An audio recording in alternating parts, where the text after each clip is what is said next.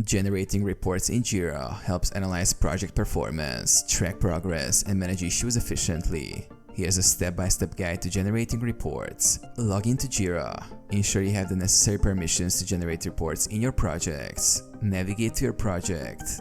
Go to the project for which you want to generate a report. Access the report section. Click on the project sidebar or top navigation menu and select Reports. This will open the report section where you can choose from various report types. Select a report type.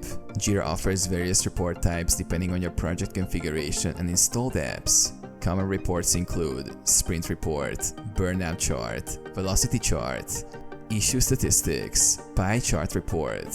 Configure report parameters. Choose the parameters relevant to your report. For example, select the sprint, date range or issue type. Generate and view the report. Click on the Generate or View Report button.